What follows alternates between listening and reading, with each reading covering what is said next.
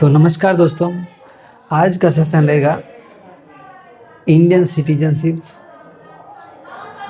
Of India, यानी कि citizenship India के जो है ये कितने टाइप्स होते हैं और ये किस तरह से लॉस होता है, किस तरह से आप ग्रहण कर सकते हैं इंडियन सिटीजनशिप, और इसके बारे में देखें, जो कि इंडियन कॉन्स्टिट्यूशन के एक बहुत ही इम्पोर्टेंट टॉपिक है, जिसके थ्रू आपको ये जानना है कि इंडियन सिटीजनशिप जो है एक ऐसा चीज़ है, अगर आपको अभी है, आपके पास है तो समझिए आपको पता नहीं चल रहा है। अगर जिस दिन आपको ये मतलब ख़त्म हो जाएगा उस दिन आपको हकीकत पता चलेगा कि इंडियन सिटीजन क्या है। तो इतना इम्पोर्टेंट चीज़ है इंडियन सिटीजनशिप। तो ये इसमें 3 वीडियो मिलाया हूँ, ज़्यादा लंबा वीडियो नहीं रहेगा, जिसके अंदर एक्वायर्ड सिटीजनशिप, कैसे हम सिटीजनशिप को हम ग्रहण करते हैं। दूसरी बात, लॉस ऑफ सिटीजनशिप, कितनी तरह से सिटीजनशिप का लॉस होता है इंडियन सिटीजनशिप, सारे इंडियन कॉन्स्टिट्यूशन के अंदर ये चीज़ें मिलता है। और दूसरी बात, इंडियन कॉन्स्टिट्यूशन के आर्टिकल किस में आता है ये सिटीजनशिप, उसके बारे में देखेंगे। बहुत ही इंपॉर्टेंट टॉपिक है जो आपको समझने में। तो चलते हैं, स्टार्ट करते हैं।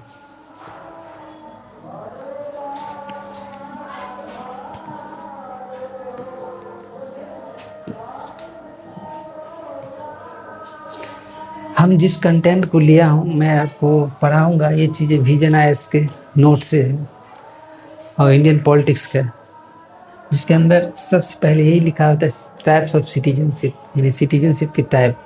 India has 2 types of citizenship, mainly इसमें लिखा है। फर्स्ट है कि यानी कि full member of the Indian state, first types of, हालांकि ये चीज़ें इसमें मेंशन किया हुआ है, यानी full member of Indian state का। दूसरा वह है आपको enjoy all civil and political rights.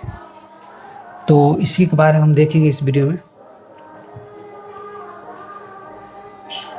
उसके बाद राइट एंड प्रिविलेज, यानी कि right and privilege on the citizens of India not given to alien, यानी कि जो एलियन होते हैं, जो विदेश लोगों को ऐसे, यानी कि राइट है privilege of Indian citizen of India के लिए है। ये चीज़ें सिर्फ इंडियन सिटीजनशिप के लिए, जो विदेश के लिए, ये विदेश को नहीं मिलता है, यानी कि बाहरी कंट्री को ये सिटीजनशिप नहीं मिलता है।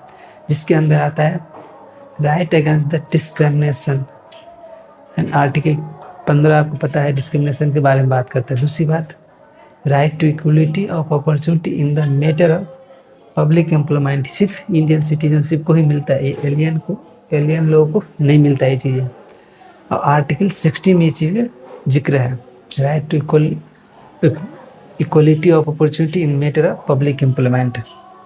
दूसरी बात है right to freedom of speech and expression, assembly, association, movement, residence and profession की बात करता है। इंडियन कॉन्स्टिट्यूशन का आर्टिकल पता है, आर्टिकल राइट टू फ्रीडम की बात करता है, जिसके अंदर 6 फ्रीडम है, तो जिसके अंदर आप बोलने का आज़ादी है, असेंबली बनाने का आज़ादी है, एसोसिएशन करने की भी आज़ादी है, मूवमेंट, कहीं भी जा सकते हैं, कहीं भी रह सकते हैं और कोई भी प्रोफेशन अडॉप्ट कर सकते हैं। इस तरह के इंडियन कॉन्स्टिट्यूशन का आर्टिकल 19 में जिक्र किया गया है।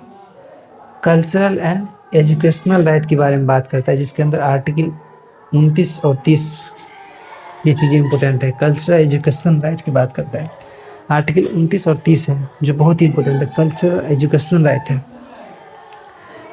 कल्चर राइट टू वोट के बारे में बात करता है, vote in election to the Lok Sabha and state legislative assembly, ये सिर्फ इंडियन सिटीजनशिप को मिला है, ऐसा नहीं कि एलियन को नहीं है। ये चीज़ याद रखिए, जितने भी इसमें है सब इंडियन सिटीजनशिप को एक ओवरव्यू दे रहा हूँ पूरे, ठीक है। दूसरी बात, यानी right to vote in election, Lok Sabha का इलेक्शन हो या फिर स्टेट लेजिस्लेटिव असेंबली हो, ठीक है, तो इसमें आपको वोट देने का अधिकार है। दूसरी बात, right to contest for the membership of the parliament and state legislature की बात करता है, ठीक है। Right to contest for the member of parliament and the state legislature, ये चीज़ें आप मतलब कि इसमें मेंबर ऑफ पार्लियामेंट में आप मेंबर बन सकते हैं, इसके अंदर कंटेस्ट कर सकते हैं। दूसरी बात, स्टेट लेजिस्लेचर में अपना भागीदारी बना सकते हैं, ठीक है। उसके बाद बात करता है eligibility to hold certain public office, यानी कि कुछ पब्लिक ऑफिस है जिसके अंदर इंडियन सिटीजनशिप का होना जरूरी है। दूसरी बात दैट इज द प्रेसिडेंट का जो ऑफिस है इंडियन सिटीजनशिप, वाइस प्रेसिडेंट का है, जज ऑफ सुप्रीम कोर्ट हो चाहे हाई कोर्ट हो, जज ऑफ सुप्रीम कोर्ट हो चाहे हाई कोर्ट हो, उसमें इस तरह के इंडियन सिटीजनशिप को ही दिया जाता है। दूसरी बात गवर्नर का ऑफिस हो, अटॉर्नी जनरल ऑफ इंडिया हो, एडवोकेट जनरल ऑफ स्टेट की बात करता हो, इसी अचीव दिया हुआ है। अब हम देखते हैं एलियन सिटीजनशिप को क्या क्या दिया गया है, ठीक है। अगर हम एलियन सिटीजनशिप की बात करें तो citizens some of the other state do not enjoy all civil and political right, जिसके अंदर यानी 2 टाइप्स में ये दूसरा टाइप है। फर्स्ट टाइप मैं बता चुका हूँ जो इंडियन को मिलाता है, जो अपने लोग को मिला है, यानी citizens of some of the other state and do not enjoy all civil and political right, ये सब पॉलिटिकल राइट और ये चीज़ें सिर्फ फ्रेंडली एलियन दिया जाता है, ठीक है। एक होता है फ्रेंडली एलियन, एक होता है एनिमी एलियन, यानी कि सिटीजनशिप उसमें भी फ्रेंडली एलियन एनिमी एलियन भी होता है। ऐसे subject those country that have coordinate relative with India, यानी जो चीज़ें यानी इंडियन कंट्री के साथ कोऑर्डिनेट करके रखा है उसको फ्रेंडली एलियन कहते हैं।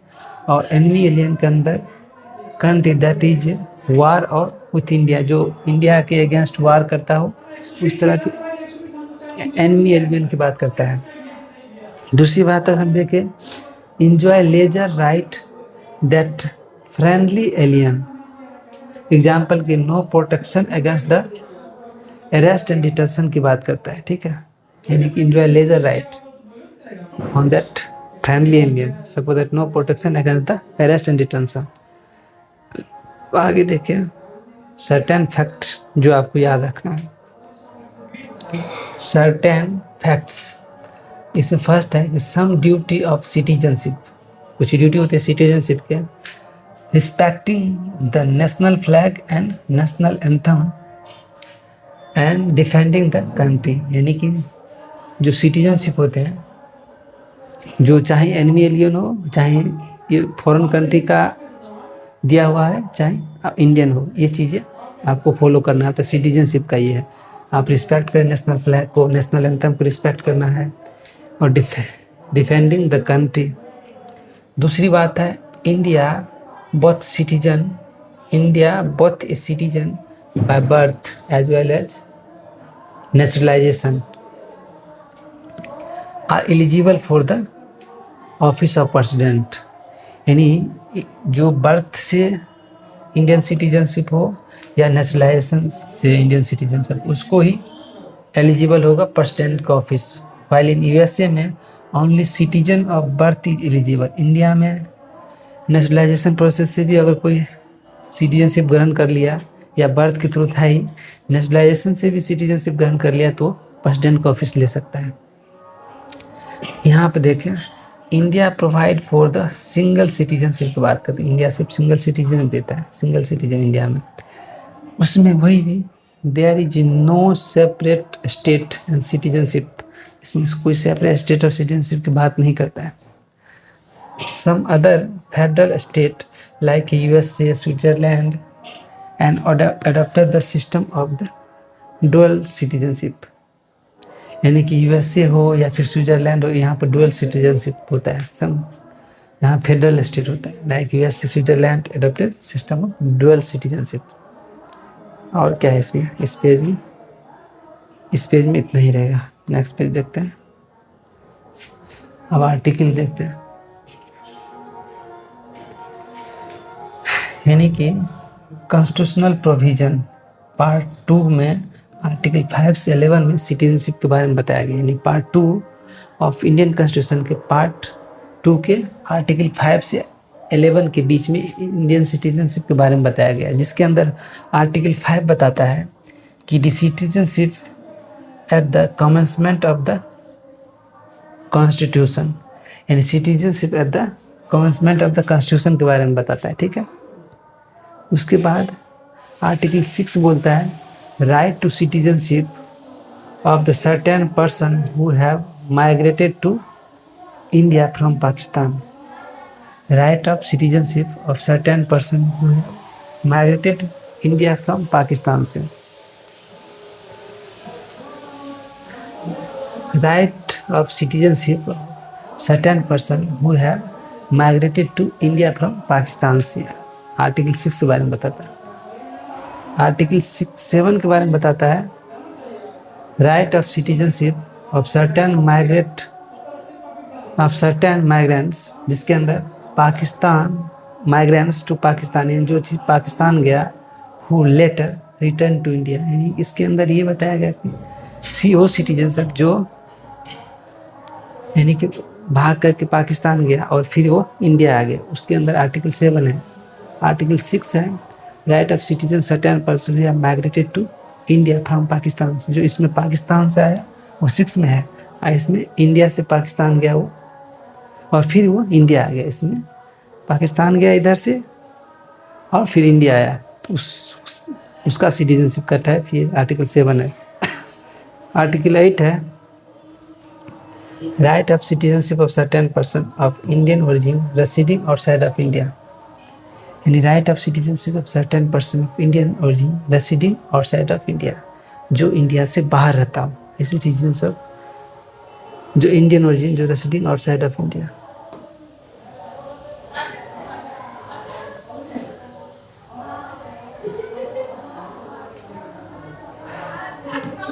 Any person voluntarily acquiring the citizenship of foreign state not to be citizenship.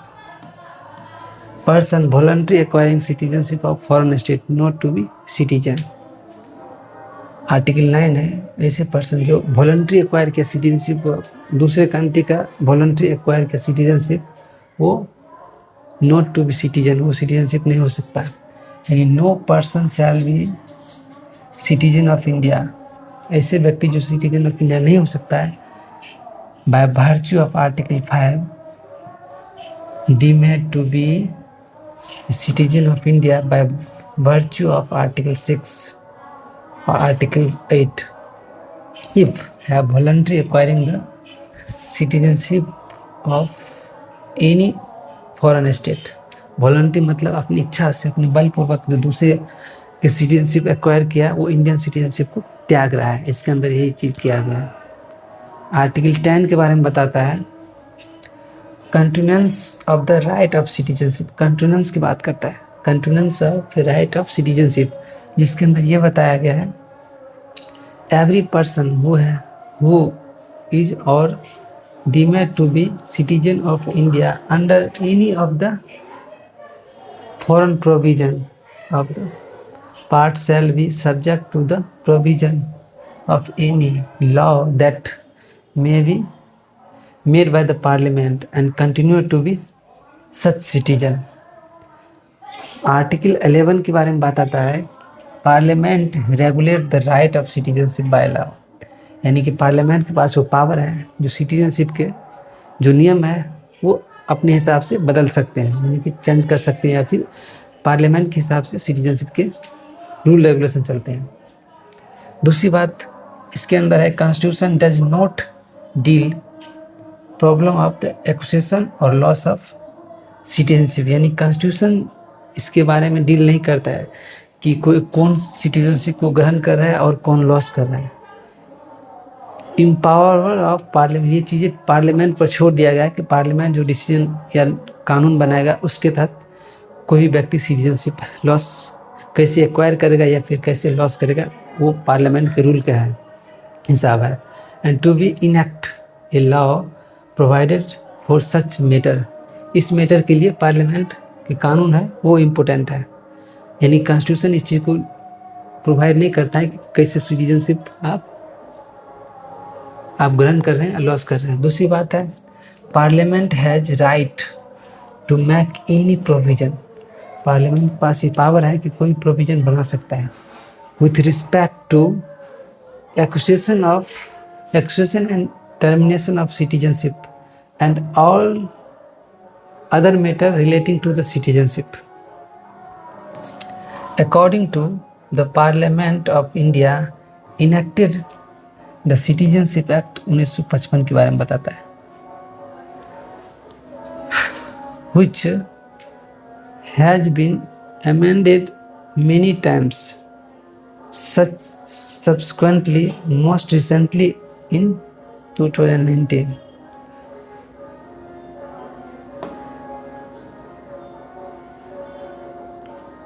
ये टॉपिक बाद में रहेगा। इस टॉपिक यानी इस वीडियो में इतना ही रहेगा। नेक्स्ट वीडियो में हम बात करेंगे इसके बारे में, यानी कि एक्विजिशन ऑफ सिटीजनशिप, यानी कि सिटीजनशिप ग्रहण कैसे करते हैं। नेक्स्ट वीडियो में रहेगा। तब तक के लिए दोस्तों जय हिंद।